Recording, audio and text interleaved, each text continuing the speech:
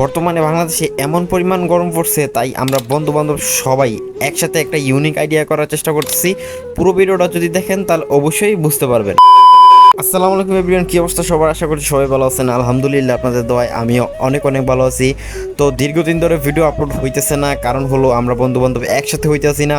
আর আমরা বন্ধু বান্ধব যদি একসাথে না হই তাহলে কিন্তু মজাদার কোনো কিছুই হবে না। তো আগের ভিডিওতে আপনারা অবশ্যই দেখেছেন যে আমরা একটা জাম্পুরার পার্টি করছিলাম, আর এই জাম্পুরা পার্টির জন্য আপনারা অবশ্যই অনেকেই কমেন্ট করে বলছেন যে নেক্সট টাইম আরেকটা বর্তার পার্টি দেওয়ার জন্য। তাই আজকে আবারও একটা বর্তার পার্টি নিয়ে চলে আসলাম। তো বর্তার পার্টি দিতে যাইতেছিলাম, তখন দেখি আমাদের এক ভাতিজা এখানে ড্রোন উড়াইতেছে।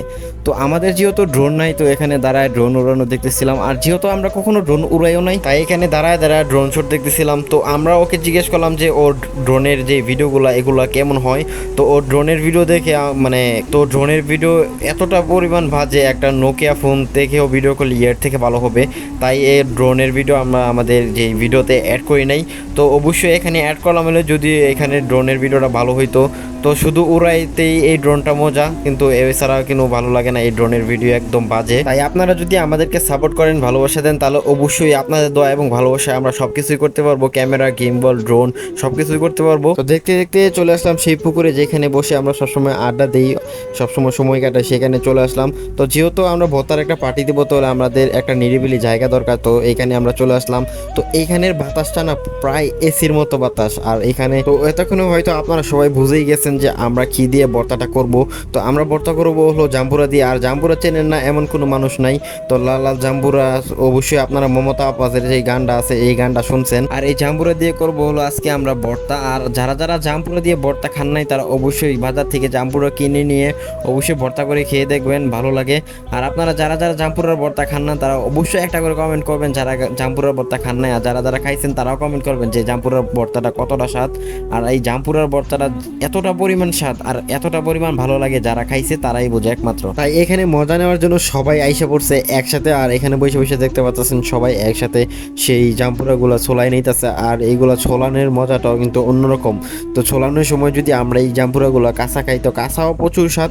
আর সাথে যদি আমরা মরিচ, লবণ সবকিছু অ্যাড করে খাই, তাহলে কিন্তু আরও স্বাদ। তো আপনারা যারা যারা আমাদের ভিডিও প্রথম থেকে দেখেন, তারা অবশ্যই বুঝতে পারতেছেন যে আমরা ভর্তার জন্য কতটা পাগল। আর আপনারা যারা যারা প্রথম থেকে ভিডিও দেখতেছেন, তারা কিন্তু অবশ্যই দেখতেছেন যে আমরা প্রায় সময় ভর্তার ভিডিও দিই, প্রায় সময় ভর্তার ভিডিও দিই।